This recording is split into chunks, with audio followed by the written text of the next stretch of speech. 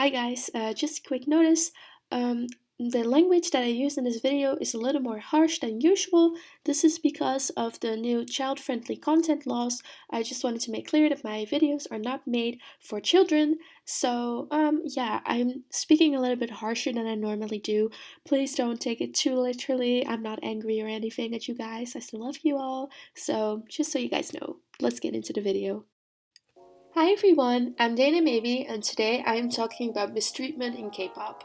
Before we start, I have a disclaimer, and this time this is actually important. Do not watch this video if you're only here to validate your own opinion.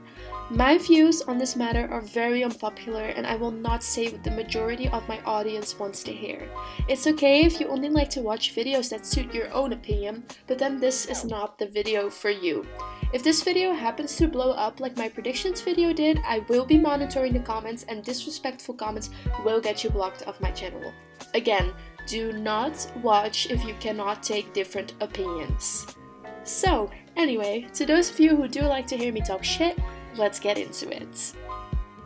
Besides over and underrated, mistreated is probably one of the most overused words in the K-pop community right now. In the eyes of some, every single K-pop group on the planet is somehow being mistreated. But are they really? In December, I asked on my Instagram for some K-pop girl groups that you guys would consider to be mistreated. I got about 25 answers and they were pretty much all the same. So let's start this video with the two groups who have been mentioned the most, CLC and Blackpink. I have been a Cheshire for only a couple months now, but I've been following them ever since Black Dress era. Ever since, I always heard things like justice for CLC and CLC is being mistreated. Since I wasn't that into them, I just assumed that it was true. But when I started watching videos on why CLC is mistreated, I just thought to myself, really? Is this it? Let's talk about things that are indeed shady. So CLC does not have a light stick or official colors, while their juniors already have them. This is of course ridiculous, especially the official colors, because it doesn't take that much effort at all to think of them and assign them to them. I also think that what they did to Yoonbin at Produce 101 was really tragic, and Cube should have made up their mind about her debut before putting her in Produce. Imagine if she actually got into IOI and then debuted in CLC. They would have gotten a huge popularity boost. When their music wasn't on iTunes while other Cube songs were, that was also a very sad and extremely unprofessional moment of Cube. But there are so many other things that people like to use as reasons why CLC is being mistreated, which I think are being exaggerated and sometimes even taken out of context to make Cube seem like some sort of monster. First off, the La Vie en Rose drama. If you did not know already, CLC was supposed to come back with La Vie en Rose, but it eventually was given to izone instead. A lot of people went crazy over this, and I honestly don't see why. Do you guys know how many times songs get swapped between groups? This extremely often happens between groups in the same company, but also sometimes outside of the company. CLC could have recorded the song, but Cube maybe thought that it didn't sound right, therefore gave it to Stone Music. It's sad that they already finished recording it and that they were teasing it a little on their socials, but it was never announced as an official comeback to happen. CLC themselves don't seem to mind that much either. Maybe they felt bad about it, but like Yeon said during their No showcase, they wouldn't have No if they sang La Vie en Rose. And let's be honest guys, No is one of their best title tracks and suits them a lot better than La Vie en Rose ever would have. Then there are the number of comebacks and promotions in general. People claim CLC doesn't get enough and is, like we like to say, stuck in the basement. This is just plain bullshit. Let's look at CLC's discography. In 2015 they had their debut and 2 comebacks, so 3 comebacks total. In 2016 they had 2, in 2017 they had 2, and in 2019 they had 3. So that leaves 2018. And what happened in 2018? Cube released a new girl group. Debuting a new group isn't a one-week job. This takes months of hard work for both the group and the company. This means their seniors, most often of the same gender, have a less busy year. Have you noticed Twice had less comebacks last year when itzy debuted? Have you noticed BTS only had 1 comeback last year when TXT debuted? Exactly. It really does make sense, guys. How is CLC being mistreated comebacks-wise when they had the same amount and type of comebacks as Idol this year? That's searching for problems that aren't there. As for Sunyeon's scandal with one of her dance videos which she allegedly wanted to apologize for, Cube doesn't only do this to CLC. Soyeon has also never apologized for her scandals, while Yuki and Sorn were allowed to. Why this is a thing, I don't know either, but it doesn't have much to do with CLC themselves. There's also that CLC has to pay for their own flight if they want to promote overseas, which I think is ridiculous, yet I could not find any info on it if other cube groups have to do this as well or not, so we don't know if this is just CLC or if this is a general cube rule. So, do I think CLC is being mistreated? To be really honest with you guys, no. I just think CLC is extremely unlucky. CLC has had 3 comebacks in 1 year in both the cute concept and the girl crush concept, so it's not the number of comebacks or type of concept that makes them unknown. CLC unfortunately just doesn't seem to appeal to the general public like their seniors and juniors do. But like I said, I think this is more a sense of luck. It's tough in the industry and Cube isn't a big 3 company despite often being seen and treated as one. We all wish the best and the most for CLC, but we can't blame all of the misfortune on the company. Sometimes the entertainment industry just sucks.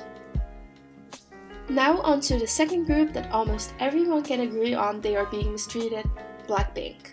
So, I absolutely agree that YG mistreats Blackpink badly, but I have a couple of things to say about it that have been on my mind for a while. But first, if you are completely unaware of how Blackpink is being mistreated, let me tell you how. Blackpink is currently the most popular K-pop girl group worldwide, breaking multiple records and having the most streamed K-pop song on YouTube.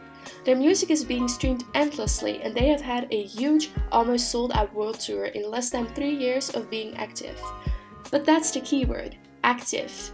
YG seems to have no interest in keeping their music career alive. Since 2016, they have released 4 tracks then, only 1 in 2017, and 4 in 2018 and 2019. All the other songs are remixes, covers, alternative versions, or features. This 3.5-year-old group currently has 13 unique songs. This is absolutely bizarre. But it's not like YG doesn't let them do anything. No, instead they let them do commercials, magazine features, and endorsements. They're making a really big mistake. Blackpink slowly gets taken less seriously by their fans, K-pop stans, and regular Koreans as well. Because of their weak music appearance, they also have received a ton of hate from K-pop stans. I have previously made a video about Blackpink in which I stated that I absolutely understand why people unstan Blackpink. Being a fan of them doesn't really seem to have a point anymore, and fans are tired of waiting. Instead of idols, they're becoming celebrity influencers like Kylie Jenner and Kim Kardashian. They're being used as YG's moneymaker so they can invest it in the artists that they do make music for. But now, the hard pill that you guys do not want to swallow. Most of you are contributing to this horrible behavior. Because while everyone complains on social media about how much they miss Blackpink, how bad they feel for the girls, and how much they want to boycott YG, you are buying all of the crap that YG sells. In K-pop, it is normal to of course sell albums, maybe a light stick at some point, and a diverse range of merchandise. But YG is selling the most useless and money-grabbing shit, and everyone loves it. They're just trying to see how far they can go with these ridiculous items, and spoiler alert, they can go as far as they want because y'all eat it up anyway. My first example. After a very busy world tour, Blackpink gets a vacation. Yay! They go to Hawaii. How awesome! Now they can finally relax. So wait, YG made a $30 package of it. That is more expensive than both of their mini albums combined.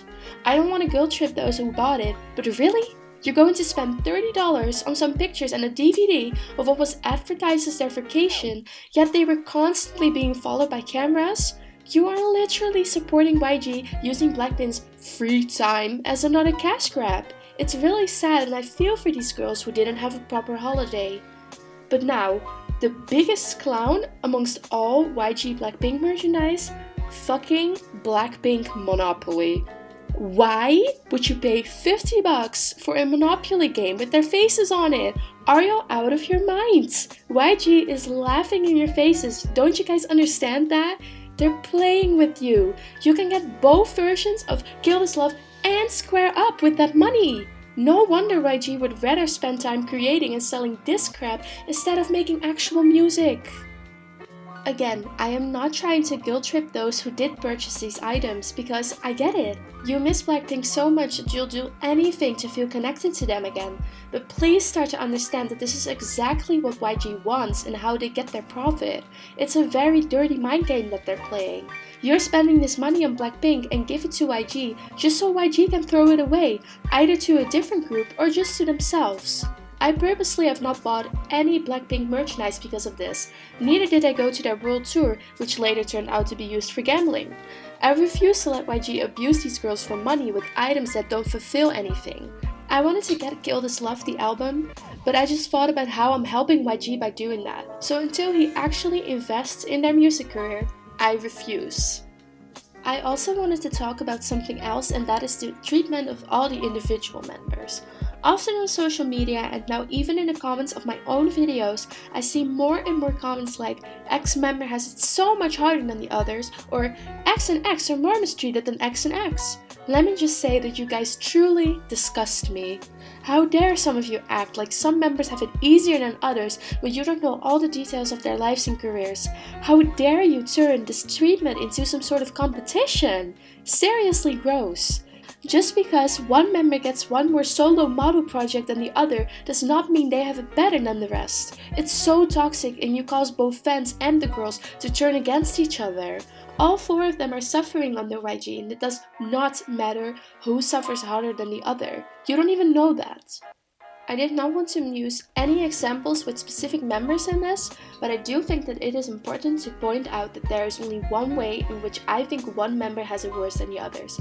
That is Lisa getting paid less than the other members. That kind of discrimination really shouldn't be a thing anymore, especially considering she is the most popular member and one of the most profitable members of Blackpink. But that still does not make her more mistreated than the rest. All of Blackpink have a hard time, and solo stans that like to stand the most mistreated member should get the fuck out of the fandom. So yeah, those were my 2 cents on the mistreatment of Blackpink. You might now wonder, Dana, what groups do you consider mistreated then? Well, let me tell you. First off, let's talk about momoland for a second. As I was writing the script, ex-member Daisy released a shocking interview in which she talks about how their survival show was rigged. After she got eliminated, her company MLD told her she would debut anyway, but in their first comeback, and they told her to pay them $60,000 for production costs. MLD has immediately denied these allegations and said they will take legal actions against Daisy. Imagine being in such a horrible company. Let the poor girl go, they don't even want to use her anymore. I wouldn't want to be in momoland anymore either after the way they treated her in Taya last year. I'm not that into momoland, so I don't know every detail, but everyone knows they were absent for a very long time without any signs or announcement about their future. Daisy's mother even went on the internet to talk about how bad their daughter was being treated by MLD. I feel so bad for them. I'm glad Taeha and Yeongwoo have already been released from this disaster. I hope the suffering in this group will end soon. You'd think, or well, at least hope, MLD is the only dumbass company who treats their idols like this. Well, meet FNC Entertainment, the company which Cherry Bullet is under. Somewhere around the summer of 2019, members Lin and Kokoro seemed to have a very obvious absence from social media. At first, people jokingly asked on their socials why they never posted anything, but as time went on, people became more and more concerned about where the girls were. It got to a point where every post on Cherry Bullet's Instagram was spammed with, "Where's Kokolin?" Still, FNC did not say a word about the situation. In December, Cherry Bullet fans finally got the answer they were already expecting and even more. Not only did Kokoro and Lin leave the group, a third member, Mirai, was also out of nowhere out of the group. Cherry Bullet has not made a comeback as 7 members yet, and I am genuinely worried about their future. I wouldn't be surprised if they're actually put in the dungeon until their disbandment a year later, like Kristen. Also, this is not a very relevant thing anymore, but can we talk about the way SM treated FX? Because it was horrible. The girls were doing so well, even after Sully left the group, the girls kept fighting as 4. But with the Bloomer Red Velvet, SM decided that instead of giving them a proper decline in disbandment, they'd rather let FX bleed dead by not giving them any comebacks while they were still successful. It hurts me a lot because 6 years was way too short for them to go on a permanent hiatus. And the worst thing is that last year, all the girls except Crystal left SM, and FX still hasn't even officially disbanded yet. Miyu's never got a proper goodbye, and it still hurts a lot knowing we never will get one. Both emotionally and commercially, this was such an odd and wrong move of SM. Speaking of SM, the way they treat Red Velvet also goes too far for me. Wendy genuinely seems to have an eating disorder, yet SM doesn't do anything to help her. Her weight changes so often, it's extremely unhealthy. Somi and Joy have also been known to be put on very unhealthy and dangerous diets. I don't think we talk about that often enough. I also want to mention Loona, as people commented them on my Instagram story, but I don't think Loona is or was mistreated at all, but more mismanaged by a small company with little funds. I'm glad they're slowly coming back though. So I think I have mentioned all the groups I wanted to mention now. If you know any other groups that are seriously being mistreated, please talk about it in the comments. Let's spread awareness to each other. Like I said in the Blackpink segment, mistreatment is not a competition. Please do not make it one. Thank you for watching this video all the way, and I hope you enjoyed it. My next video will be a little more lighthearted, I promise. I hope you all have a lovely day or a lovely night. P.S. Let me know what you guys think about my new intro and outro. Bye!